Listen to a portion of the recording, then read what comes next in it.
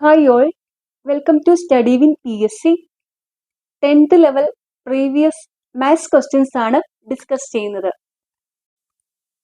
First question 9876 minus 3789 is equal to എത്ര? Solution. ഇതിൽ നിന്ന് ഇത് സബ്ട്രാക്ട് ചെയ്യുക. അപ്പൊ ഇവിടെ 9876 മൈനസ് 3789.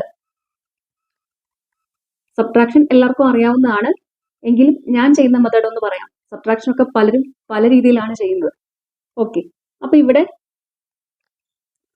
മുകളിൽ വലിയ സംഖ്യ താഴെ ചെറിയ സംഖ്യ ആണെങ്കിൽ അത് ഡയറക്റ്റ് ആയിട്ട് സബ്ട്രാക്ട് ചെയ്തെടുക്കാം.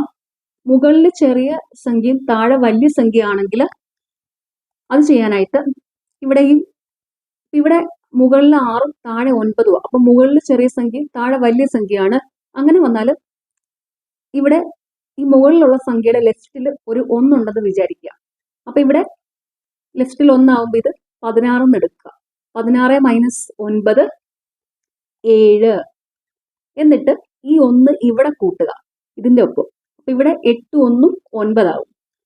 അപ്പൊ മുകളില് 7 താഴെ 9 ആണ്. അപ്പൊ മുകളിൽ ചെറിയ സംഖ്യയാണ്, താഴെ വലിയ സംഖ്യയാണ്. അപ്പൊ വീണ്ടും ഇത് ഈ 7നെ 17 ആയിട്ട് എടുക്കണം.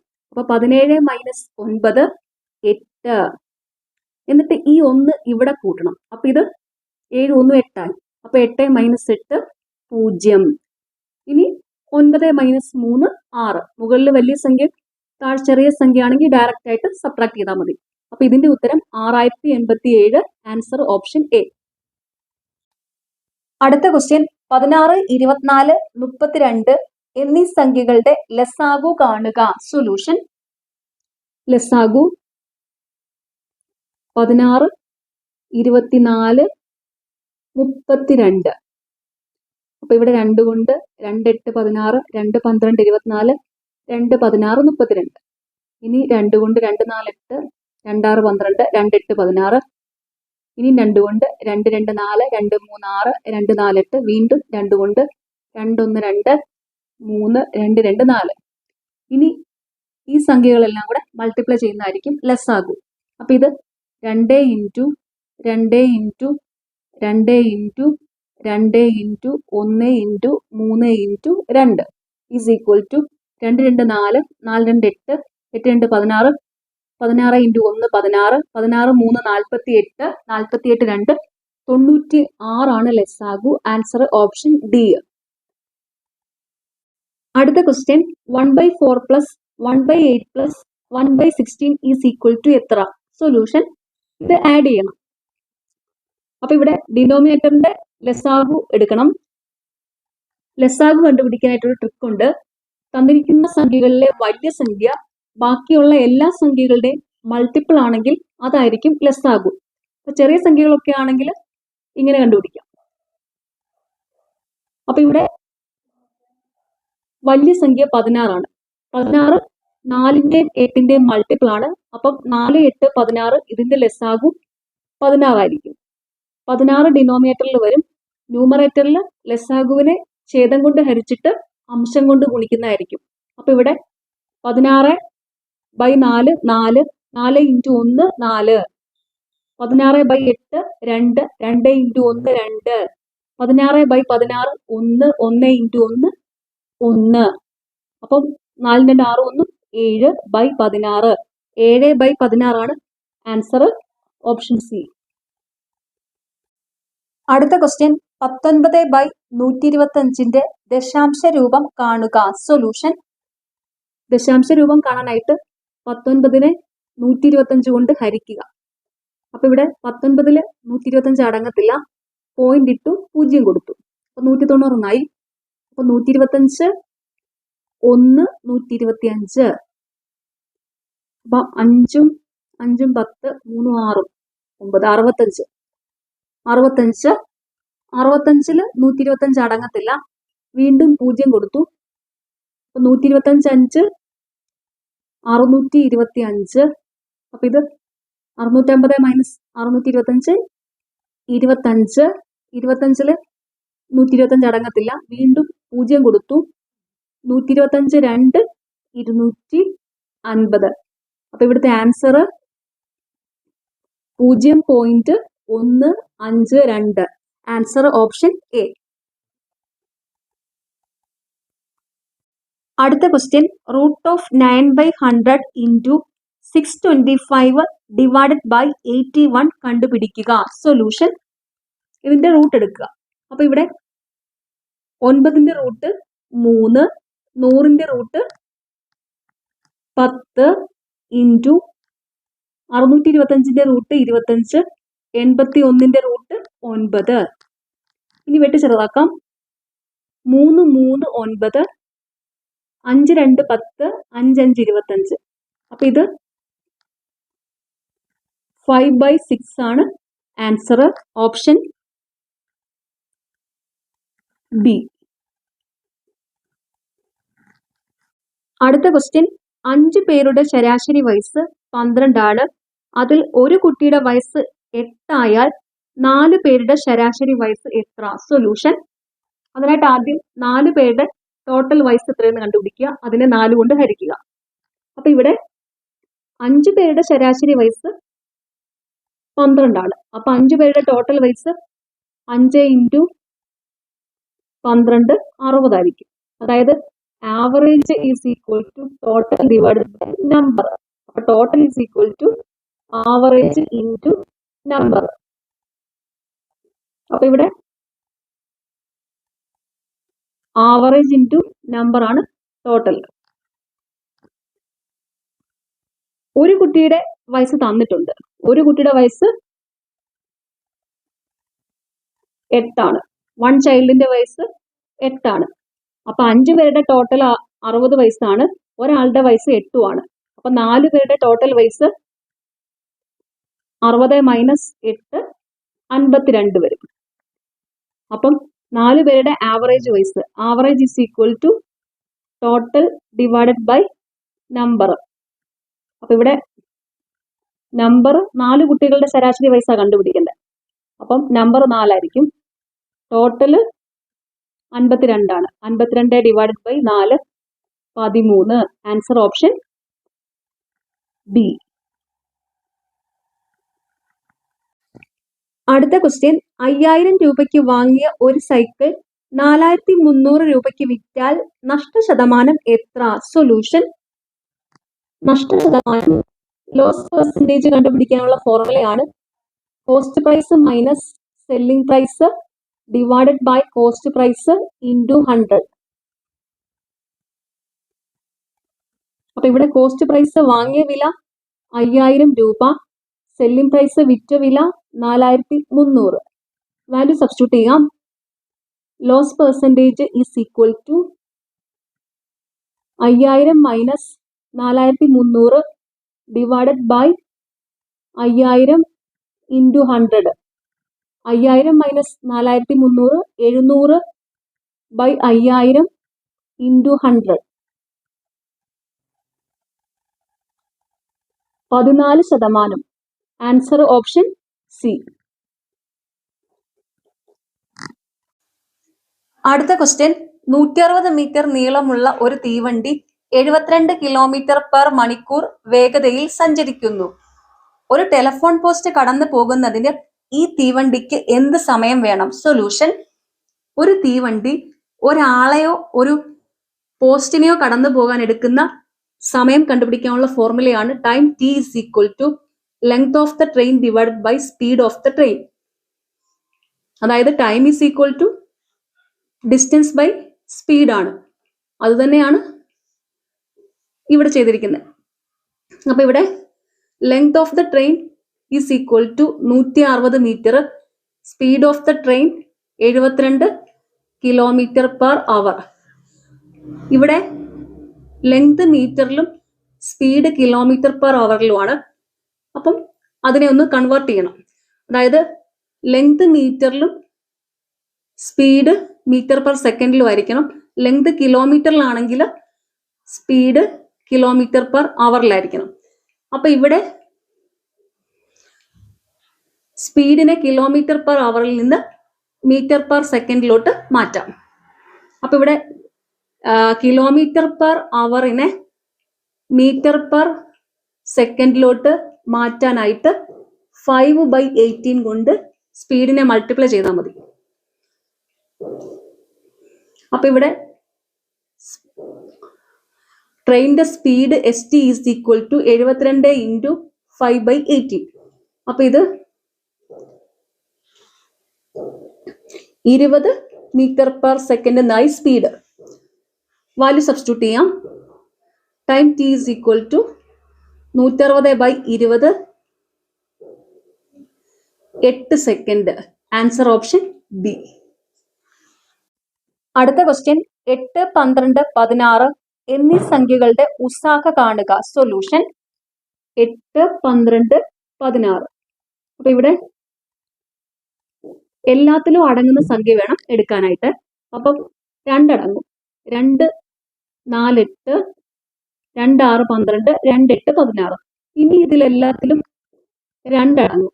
അപ്പൊ 2, 2, 4, 2, 3, 6, 2, 4, 8. ഇനി ഇവിടെ ഈ 3 സംഖ്യകളിൽ അടങ്ങുന്ന സംഖ്യ എടുക്കാനില്ല. അപ്പൊ ഇത് ഇങ്ങനെ ചെയ്യുന്നത് സ്റ്റോപ്പ് ചെയ്യുക. എന്നിട്ട് ഈ സൈഡിലുള്ള സംഖ്യകൾ മാത്രം എടുത്ത് മൾട്ടിപ്ലൈ ചെയ്യുന്നതായിരിക്കും ഉസാഹ. അപ്പൊ ഇവിടുത്തെ ഉസാഹ അല്ലെങ്കിൽ HCF 2 × 2, 4. Answer option A. അടുത്ത question 21 square is equal to 441 ആയാൽ √4.41 വില എത്ര? സൊല്യൂഷൻ. ഇവിടെ 21 സ്ക്വയർ തന്നിട്ടുണ്ട്. 4.41 സ്ക്വയർ റൂട്ട് കണ്ടുപിടിക്കണം. അപ്പൊ ഇവിടെ 21 സ്ക്വയർ 441 ആയാൽ 441 സ്ക്വയർ റൂട്ട് 21 ആയിരിക്കും. അപ്പൊ ഇവിടെ കണ്ടുപിടിക്കേണ്ടത് 4.41 സ്ക്വയർ റൂട്ടാണ്. അപ്പൊ ഇതൊരു ഡെസിമൽ നമ്പറാണ്.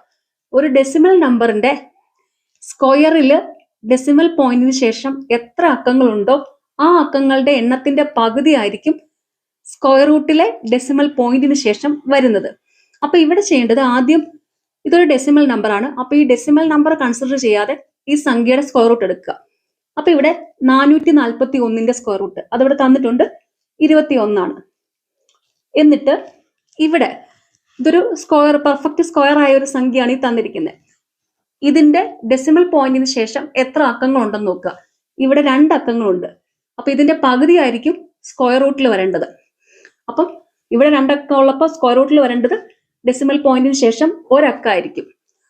അപ്പൊ അതിനായിട്ട് ഈ സംഖ്യയുടെ ഒറ്റയുടെ സ്ഥാനത്ത് നിന്ന് ഒരക്കം മാറ്റി ഒരു പോയിന്റ് ഇടുക. അപ്പൊ ഇവിടെ 2.1 ആൻസർ കിട്ടും. ആൻസർ ഓപ്ഷൻ ഡി ആണ്. √4.41 സ്ക്വയർ റൂട്ട് 2.1 ആണ്. അടുത്ത question plus division minus into plus എന്നിങ്ങനെ ആയാൽ 48 + 16/4 -2 × 9 ഈസ് ഈക്വൽ ടു എത്ര? സൊല്യൂഷൻ. ഇവിടെ ഈ തന്നിരിക്കുന്നത് പോലെ സൈൻ ആദ്യം മാറ്റി കൊടുക്കുക, എന്നിട്ട് സോൾവ് ചെയ്യുക. അപ്പൊ ഇവിടെ പ്ലസ് ഡിവിഷൻ ആണ്. അപ്പൊ ഇത് 48/16 ഡിവിഷൻ മൈനസ് ആണ്. അപ്പൊ 16 - 4 മൈനസ് ഇൻറ്റു ആണ്. അപ്പൊ ഇത് 4 × 2 ഇൻറ്റു ആണെങ്കിൽ പ്ലസ് ആണ്. അപ്പൊ 2 + 9. ഇനി ഇത് സോൾവ് ചെയ്യാം. കാൽക്കുലേഷൻസ് എല്ലാം സോൾവ് ചെയ്യേണ്ടത് ബോഡ്മാസ് റൂൾ വെച്ചിട്ടാണ്. BODMAS bracket of division, multiplication, addition, subtraction. അതായത് ബ്രാക്കറ്റിൽ എന്തെങ്കിലും കാൽക്കുലേഷൻ ഉണ്ടെങ്കിൽ അത് ആദ്യം ചെയ്യണം.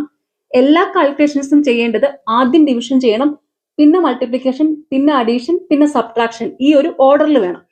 അപ്പൊ ഇവിടെ ആദ്യം ചെയ്യേണ്ടത് ഡിവിഷൻ ആണ്. 48/16 3. ഇനി മൾട്ടിപ്ലിക്കേഷൻ ചെയ്യണം. 4 × 2 8. അപ്പൊ ഇത് 3 - 8 + 9.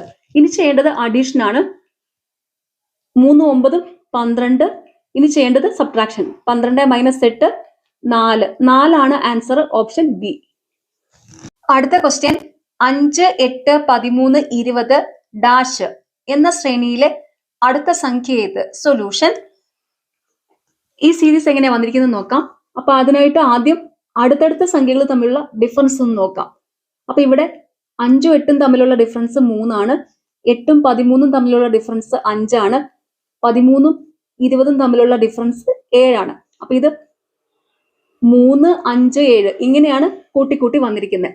അപ്പൊ ഇത് തുടർച്ചയായ 3 മുതലുള്ള ഒറ്റസംഖ്യകളാണ് ആഡ് ചെയ്ത് പോന്നിരിക്കുന്നത്. അപ്പൊ ഇനി അടുത്തത് 7 കഴിഞ്ഞാലുള്ള അടുത്ത ഒറ്റസംഖ്യ 9ആണ്. അപ്പൊ 20 + 9 29ആണ് അടുത്ത സംഖ്യ. Answer option D. അടുത്ത ക്വസ്റ്റ്യൻ, റോഡ് കിലോമീറ്റർ, ശർക്കര ഡാഷ്.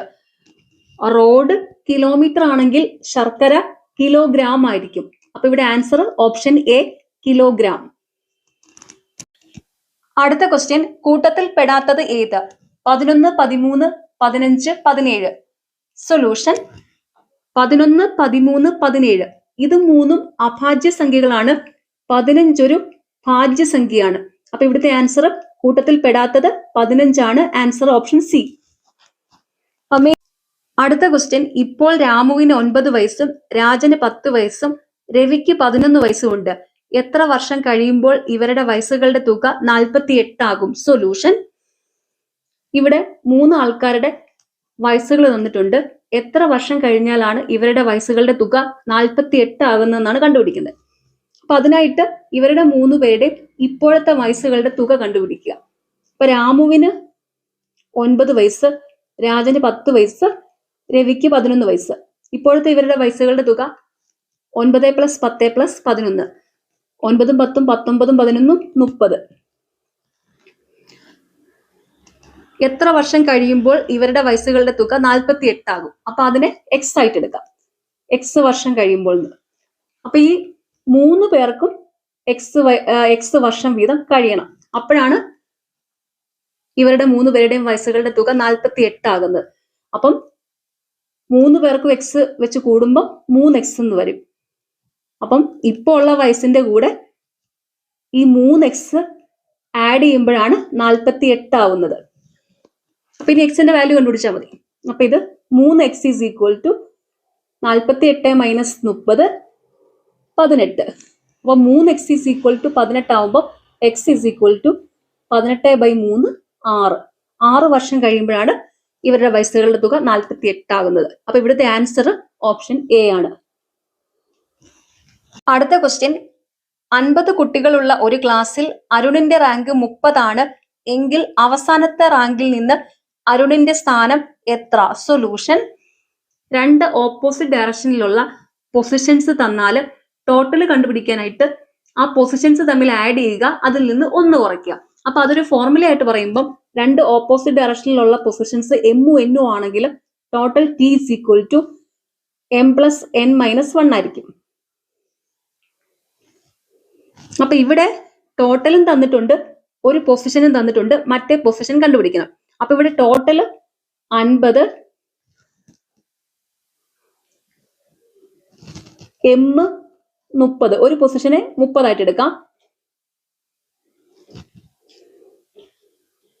അപ്പൊ മറ്റേ പൊസിഷൻ n കണ്ടുപിടിക്കണം. അപ്പൊ ഇവിടെ ടോട്ടൽ 50 = 30 + n - 1. 30 - 1 29 + n = 50. അപ്പൊ n = 50 - 29 21. അരുണിന്റെ സ്ഥാനം അവസാനത്തെ റാങ്കിൽ നിന്ന് 21ാമതാണ്. Answer option C. അടുത്ത ക്വസ്റ്റ്യൻ, താഴെ കൊടുത്തിരിക്കുന്നവയിൽ മറ്റുള്ളവയിൽ നിന്ന് വേറിട്ട് നിൽക്കുന്നത് ഏത്? സമചതുരം, ചതുരം, ത്രികോണം, ന്യൂനകോൺ. ഇവിടെ വേറിട്ട് നിൽക്കുന്നത് ന്യൂനകോണാണ്. Answer option D. അതായത് ഈ സമചതുരം, ചതുരം, ത്രികോണം ഇത് മൂന്നും ഒരു ക്ലോസ്ഡ് ഷേപ്പാണ്. ന്യൂനകോണിന് ഒരു ഓപ്പൺ ആയിട്ടുള്ള ഷേപ്പാണ്. അപ്പൊ ഇവിടെ വേറിട്ട് നിൽക്കുന്നത് ന്യൂനകോണാണ്. അടുത്ത ക്വസ്റ്റ്യൻ, ഒരു കോഡ് ഭാഷയിൽ ക്യാറ്റിനെ 24 എന്ന് എഴുതാമെങ്കിൽ റാറ്റിനെ എങ്ങനെ എഴുതാം? സൊല്യൂഷൻ, ക്യാറ്റ് 24, റാറ്റ് എന്ത് വരും എന്ന് കണ്ടുപിടിക്കണം. അപ്പൊ ഇത് വന്നിട്ടുള്ളത് ഈ ഇംഗ്ലീഷ് ആൽഫബറ്റിലെ ലെറ്റേഴ്സിന്റെ പൊസിഷൻസ് തമ്മിൽ ആഡ് ചെയ്തപ്പോഴാണ് 24 വന്നിരിക്കുന്നത്. അപ്പൊ ഇംഗ്ലീഷ് ആൽഫബറ്റിന്റെ പൊസിഷൻ അറിയാനായിട്ട് ഒരു കോഡുണ്ട്. ഇജോറ്റി, E5, J10, O15, T20, y 25, ഇജോറ്റി 5, 10, 15, 20, 25 എന്ന് ഓർത്ത് വയ്ക്കുക. അപ്പം ഇതറിയാമെങ്കിൽ ഇതൊക്കെ കാണുമ്പോൾ പെട്ടെന്ന് മനസ്സിലാക്കാൻ പറ്റും. അപ്പൊ ഇവിടെ സി വന്നിരിക്കുന്നത് 3 മൂന്നാമത്തെ പൊസിഷനിലാണ്, എ ഒന്നാമത്തെ പൊസിഷനിലാണ്, ടി വന്നിട്ടുള്ളത് 20ാമത്തെ പൊസിഷനിലാണ്. അപ്പൊ ഇവിടെ 3 1 4 20 24 ഇംഗ്ലീഷ് ആൽഫബറ്റിലെ ലെറ്റേഴ്സിന്റെ പൊസിഷൻസ് തമ്മിൽ ആഡ് ചെയ്തിരിക്കുകയാണ് ചെയ്തിരിക്കുന്നത്. അപ്പൊ ഇവിടെ റാറ്റില് 6 18 എ 1 ടി 20. അപ്പൊ ഇവിടെ 18 + 1 19, 19 + 20 39. ആൻസർ ഓപ്ഷൻ ബി ആണ് റാറ്റ്. അടുത്ത ക്വസ്റ്റ്യൻ 1 8 27 64 എന്ന ശ്രേണിയിലെ അടുത്ത സംഖ്യ ഏത്? സൊല്യൂഷൻ. ഈ സീരീസ് എങ്ങനെയാ വന്നിരിക്കുന്നത് നോക്കാം. ഇത് വന്നിട്ടുള്ളത് 1 ക്യൂബ് 1, 2 ക്യൂബ് 8, 3 ക്യൂബ് 27, 4 ക്യൂബ് 64. അതായത് 1 മുതലുള്ള തുടർച്ചയായ എണ്ണൽ സംഖ്യകളുടെ ക്യൂബാണ് വന്നിരിക്കുന്നത്. അപ്പൊ ഇവിടെ 4 ക്യൂബ് കഴിഞ്ഞാൽ അടുത്തത് 5ന്റെ ക്യൂബ് ആയിരിക്കും. 5ന്റെ ക്യൂബ് 125 ആണ് അടുത്ത സംഖ്യ. Answer option C. ഒരു കോമ്പറ്റേറ്റീവ് എക്സാമിന് 1 മുതൽ 15 വരെയുള്ള സംഖ്യകളുടെ ക്യൂബ് ബൈഹാർട്ട് ചെയ്ത് വെക്കണം. അപ്പൊ ഇതുപോലെയുള്ളതെല്ലാം കാണുമ്പോൾ പെട്ടെന്ന് തന്നെ മനസ്സിലാക്കാൻ പറ്റും. ലാസ്റ്റ് ക്വസ്റ്റ്യൻ, ഒരു അതിവർഷത്തിൽ ഫെബ്രുവരി 1 വ്യാഴാഴ്ചയായാൽ മാർച്ച് 2 ഏത് ദിവസമായിരിക്കും? സൊല്യൂഷൻ. അതിവർഷമാണ് ഫെബ്രുവരി 1 വ്യാഴം, മാർച്ച് 2 ഏത് ദിവസമാണെന്ന് കണ്ടുപിടിക്കണം. ഇതിനായിട്ട് ചെയ്യേണ്ടത് ഓഡ് ഡേയ്സ് കണ്ടുപിടിക്കുക. അത് ഈ തന്നിരിക്കുന്ന ദിവസത്തോടു കൂടി കൂട്ടിയാൽ കണ്ടുപിടിക്കേണ്ട ദിവസം കിട്ടും. ഓഡ് ഡേയ്സ് കണ്ടുപിടിക്കാനായിട്ട് ചെയ്യേണ്ടത് ഇവിടെ ഈ തന്നിരിക്കുന്ന ദിവസം, അതായത് ഈ ഫെബ്രുവരി 1 ശേഷം ഉള്ള ദിവസം തൊട്ട് മാർച്ച് 2 വരെ എത്ര ദിവസം ഉണ്ടെന്ന് കണ്ടുപിടിക്കണം. അതിനെ 7 കൊണ്ട് ഹരിക്കുമ്പോൾ കിട്ടുന്ന ശിഷ്ടമായിരിക്കും ഓഡ് ഡേയ്സിന്റെ എണ്ണം. അപ്പൊ ഇവിടെ ചെയ്യേണ്ടത് ഫെബ്രുവരി 1 ഇതൊരു അതിവർഷം ആവുമ്പം 29 ദിവസമാണുള്ളത്. അപ്പൊ ഫെബ്രുവരി 1 കഴിഞ്ഞാൽ ഫെബ്രുവരി മാസത്തിൽ 29 - 1 28 ദിവസം ഉണ്ടായിരിക്കും. മാർച്ച് 2 എന്ന് പറയുമ്പോൾ 2 ദിവസവും കൂടെ, അപ്പം 30 ദിവസമുണ്ട്. ഈ 30 ദിവസത്തിനെ 7 കൊണ്ട് ഹരിച്ചാൽ കിട്ടുന്ന ശിഷ്ടമായിരിക്കും ഓഡ് ഡേയ്സ്. അപ്പൊ 30നെ 7 കൊണ്ട് ഹരിച്ചാൽ ശിഷ്ടം 2 ആണ്. അപ്പൊ 2 ആണ് ഓഡ് ഡേയ്സ്.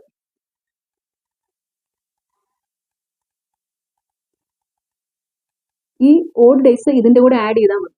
അപ്പൊ ഇവിടെ വ്യാഴം +2 ശനി ആയിരിക്കും മാർച്ച് 2. അപ്പൊ ഇവിടുത്തെ ആൻസർ ഓപ്ഷൻ ഡി ശനി.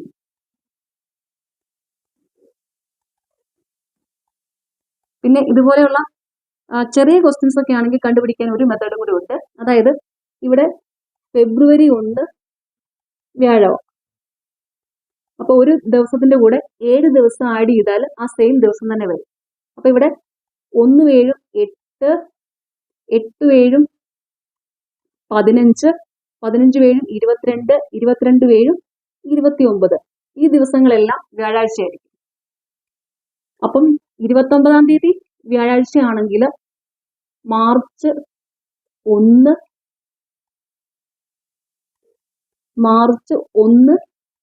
വെള്ളി വരും. അപ്പൊ മാർച്ച് 2 ശനിയായിരിക്കും. അപ്പോഴും ശനിയാഴ്ച വന്നു. ഇങ്ങനെയും കണ്ടുപിടിക്കാം. ഓക്കെ, നിങ്ങൾക്ക് ഈ ചാനൽ ഇഷ്ടപ്പെടുന്നുണ്ടെങ്കിൽ സബ്സ്ക്രൈബ് ചെയ്യണം, സപ്പോർട്ട് ചെയ്യണം. Thank you.